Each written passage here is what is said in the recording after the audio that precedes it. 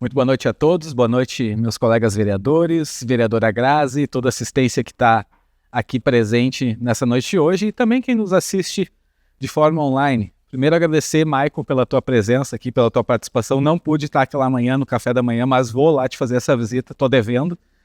Mas é muito importante te trazer esses números, esses dados da Padre Franco para mostrar para quem ainda não sabe a importância que a associação tem, né? Não só na Santa Marta, mas em toda a comunidade de Canela. Pode ter certeza que tem um parceiro para que a gente possa cobrar e ir atrás dessas verbas para que esse serviço não seja interrompido.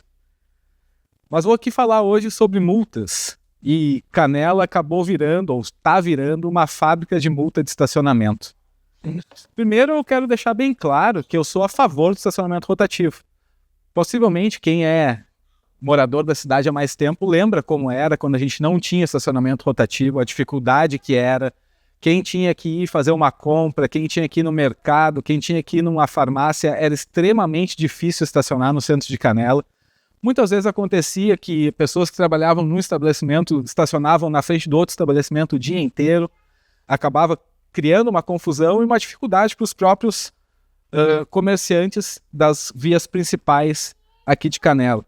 Muita gente me reclama do rotativo, mas eu, particularmente, sou extremamente a favor do rotativo. Mas o que eu acho que está faltando talvez aqui seja um pouco de empatia, tanto da Secretaria de Segurança Pública, como da RECPEI e também do TCE, e eu vou explicar um pouquinho sobre isso.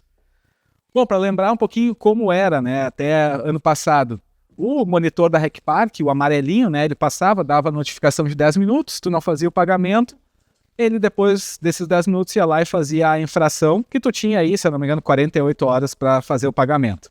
Ele só virava multa mesmo de trânsito quando o azulzinho passava no carro, via a notificação do fiscal da RECPEI e daí fazia a notificação de trânsito, que daí sim poderia virar uma multa, né? Isso funcionava dessa forma até que, hoje, conversando com o secretário Buza, ele me explicou que o município de Canela foi notificado pelo TCE, pelo Tribunal de Contas do Estado, por uma falha grave na fiscalização dessa questão do rotativo em Canela. Não só da fiscalização das multas, mas fiscalização também do trabalho da RECPARC, com diversas notificações feitas, mais de 100 sensores que tinham que ser instalados não foram. A gente já até tratou e já falou sobre isso aqui na sessão. Mas muita gente estava me reclamando que possivelmente a secretaria estava fazendo a multa de balcão. O que é a multa de balcão? Era no fim do dia a RECPARC mandar uma planilha para a secretaria pegava todos os carros, né, que não pagaram a notificação e transformava isso numa multa de trânsito. O secretário Adriel foi bem claro em me falar que isso não está acontecendo no momento, apesar do TCE pedir para Canela fazer desse jeito. O Tribunal de Contas vem pedindo para que o município de Canela faça a multa de balcão, que na minha opinião é uma bizarrice, porque a gente precisa ter a fé pública do agente de trânsito para que se transforme em uma multa, né? Hoje a gente está fazendo multa e está multando, caso seja feito de balcão, por a fé pública de um agente da RECPEI. Não é um agente concursado, não é um agente contratado para esse tipo de serviço, isso não pode acontecer. Deixando claro, então, que o BUS me prometeu que não estão fazendo esse tipo de multa no momento, apesar do TCE estar incomodando. Hoje, a secretaria conta com só 5 agentes de trânsito em Canela.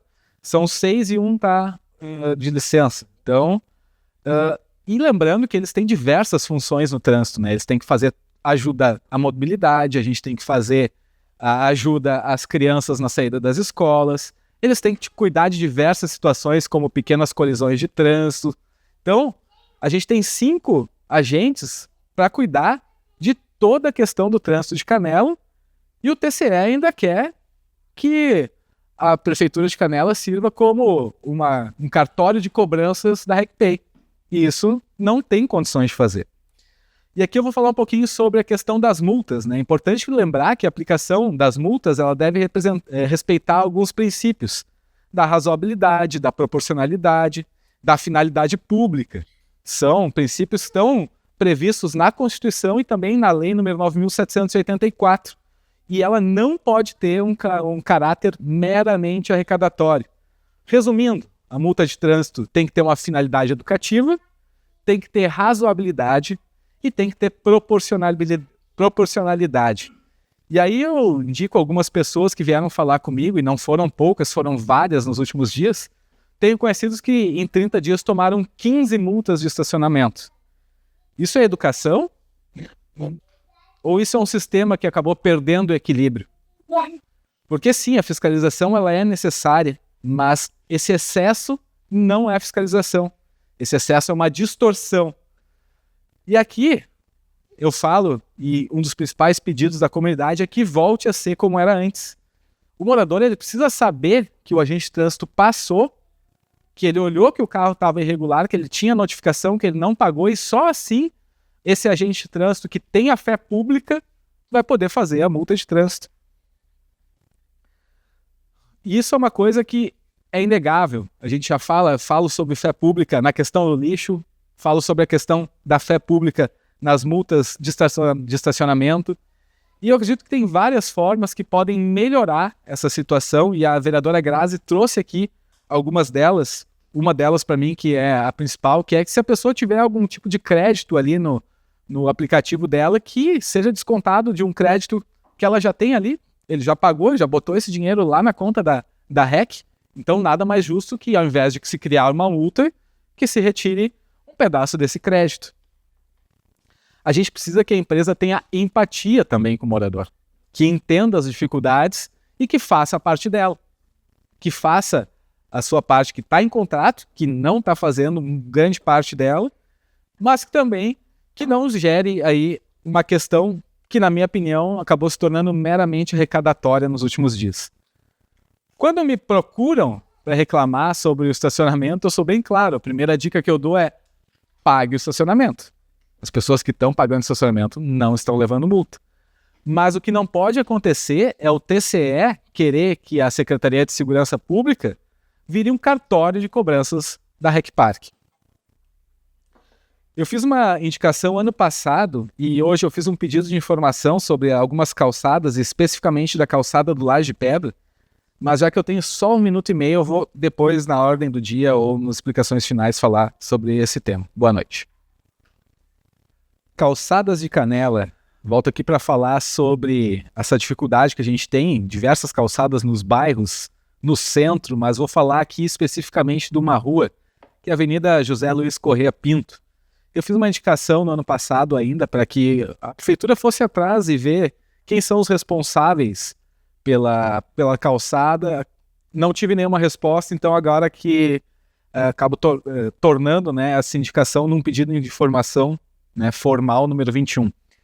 Mas a Avenida José Luiz Corrêa Pinto ela é uma via estratégica da nossa cidade que conecta Vila Dante, Santa Marta, Reserva da Serra, Laje de Pedra, Aeroporto, Palácio. Ela via que ela tem características distintas, né? Ao mesmo tempo que ela é uma via de tráfego rápido, ela também é turística, ela também serve para o morador, ela também tem esse fator institucional, né, do parque, do palácio e do aeroporto. E hoje a gente não tem nenhum tipo de calçada naquela via. Quem conhece, quem passa por ali sabe que os pedestres eles acabam muitas vezes ou quase sempre caminhando pela faixa de rolamento, pela pista, porque não tem calçada, é uma grama, né, difícil de caminhar. E muitas vezes a gente tem ali um risco real de acidentes. Eu acho que, pelo menos, não me lembro de ter nenhum acidente grave ali, o que eu acho que dá para chamar de sorte até, pela quantidade de carros que passam em alta velocidade e pela quantidade de pessoas que usam aquela via. Para mim é uma falha grave de infraestrutura urbana, um elemento que ele é obrigatório, a calçada, e acaba violando o direito de pedestre, né, que é ter uma circulação segura pela via. O que o pedestre menos tem é uma circulação segura naquela via. Mas de quem que é a responsabilidade? Bom, Código de Posturas de Canela, lei número 454 de 1978, lá no seu artigo 20 fala: a execução de calçamento será efetuada privativamente pela municipalidade à custa dos proprietários nos termos da legislação vigente. E o parágrafo 1º fala: os proprietários de imóveis são responsáveis pelo calçamento e conservação dos passeios fronteiriços aos seus respectivos lotes, independente de haver edificações sobre os mesmos. Também lá no Código de Posturas, artigo 7º, fala que o município pode executar qualquer tipo de serviço e cobrar do responsável. Mas vamos lá, responsabilidade por trecho. Grande parte daquele trecho é de responsabilidade hoje do Estado. Toda a parte do palácio é de responsabilidade do Estado. Ou então da União, no caso do aeroporto, né? Que é um terreno da União. Então, 2 dos principais responsáveis são responsáveis que a gente poderia cobrar e ir atrás e pedir para que eles fizessem, que é a União e é o Estado. Além disso, tem algumas residências particulares, e até me chama a atenção que na frente dos particulares é onde normalmente tem uma calçada ou outra, né? Que não acontece nas áreas institucionais. E também os condomínios, né? Laje de pedra principalmente. Bom, papel da prefeitura, o que ela tem que fazer? Ela tem que notificar, ela tem que fiscalizar, ela tem que verificar essa ausência de calçadas, identificar esses responsáveis, emitir um auto de notificação, pedir a execução, e caso não seja feito, que a prefeitura execute de forma subsidiária, segundo o artigo 7º do Código de Posturas. Até falo aqui que talvez fosse o caso, a gente sabe que a prefeitura tem uma dificuldade de caixa, mas já que vamos ter talvez um empréstimo aí, vai ter uma injeção de dinheiro na prefeitura, que a prefeitura pegue um valor, um pedaço desse valor, execute a obra e depois peça o ressarcimento. Não é um dinheiro que vai sair do cofre da prefeitura, vai depois ser ressarcido, então talvez com o dinheiro do empréstimo a gente possa fazer esse jogo e entregar aquela calçada.